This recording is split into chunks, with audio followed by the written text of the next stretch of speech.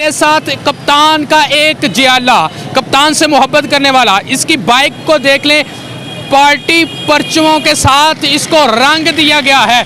इसके क्या जज्बात हैं, इसी से बात करते हैं। अस्सलाम वालेकुम। जी वालेकुम सलाम। सर कैसे हैं आप, ठीक हैं? शुक्र अल्हम्दुलिल्लाह। ये कैसी मोहब्बत है खान की पूरी बाइक को जो है झंडों के साथ आपने जकड़ दी है? ये मेरा जनून और मेरा इश्क है। मैं जियाला हूँ इमरान खान का। हम इसलिए निकले हैं कि हकीकी आज़ादी के लिए, क्योंकि दूसरी पार्टी ने 700 रुपया घ्यो हमें खिलाया और 40-40 हज़ार रुपया बिल दे दिता सानू। वो बिल ना असी तार सकने, साडा मीटर भी ला के लै गए ने। इस दुखों असी परेशान आ कि इन्नी महंगाई कंट्रोल भी नहीं कर रहे, इन्ना टाइम भी गुजर गया, कंट्रोल फिर नहीं कर रहे। बस उही हुक्म तो उही गल तो उही बात।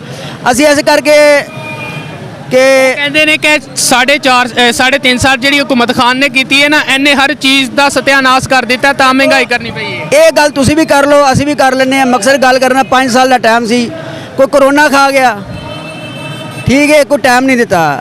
इल्ज़ाम तुसी भी ला लो, असी भी ला लेने, कोई मसला नहीं है। गल इन्नी हैगी है, जेड़ा भी आवे वो किसी गरीबा के हक दे आए। 40 हज़ार रुपया, मैं रक्षा ड्राइवर हाँ, लोडी रक्षा चलाना, मैं कितों अफोर्ड करांगा? मेरा मीटर भी ला के लै गए, हुण मैं रोने इस करके यह निज़ाम बनाया। मीडिया 'च मेरी गल आएगी, उन्होंने भी पता लगेगा, तो मेरे लीडर इमरान खान ने भी पता लगेगा कि हक दा राह केड़ा है। अच्छा। और मेरा यही है कि हर बंदे नाल कि इंशाल्लाह एक दफ़ा मेरे कायद नूं एक बारी चुन के देख लो, ये खुशबू असल दी आ रही है। बाकी अल्लाह है। तुसी कह रहे हो खान साहब दे विचों असल दी खुशबू आ रही है, असल है, लेकिन दूसरियां जड़ियां जमातां ने ना, जड़ियां 13 जमातां जिन्हां दी हुकूमत PDM है, वो कहंदी पई है भाई खान ने मुल्क दा सत्यानाश कर छड़िया सी। सरकार उन्हां दा बयान है, असी उन्हां दे मगर नहीं लग रहे। साडा ते कायल नहीं है, असी ते अपने जज्बां नाल टुरे हैं।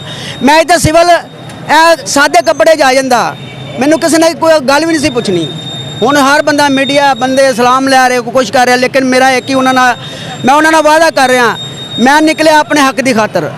जेड़ा बंदा मेरे ते गल कर रहा, और वैसे यही पैगाम आ कि वोट वल्लन तुसी चले किथों, गुजरांवाला दे हो कि लाहौरों? पिछों फैसलाबाद दा है। जलसा मैं कोई भी नहीं छड्डिया, ठीक है, रलदा रहा। 2 दिन हो गए ने मैनू, मैं 2 दिन तो बाद निज़ाम किया है, क्योंकि कुछ निज़ाम किसन दिता है, वो दुकान बंद करके चला गया 2 दिन। अच्छा ठीक है, आज तुसी इस्लामाबाद तक जाओगे? इंशाअल्लाह आज़ादी लैके आवांगे। पेट्रोल तो बड़ा महंगा, फिर पेट्रोल किवें पूरा करना? अपने पल्लों पा रहे हैं, यह सारा जो कुछ कर रहे हैं अपने पल्लों पा रहे हैं। हाँ जी, कोई सपोर्ट तो नहीं कर? कोई सपोर्ट नहीं, ईमान वाली गल है, कोई सपोर्ट नहीं।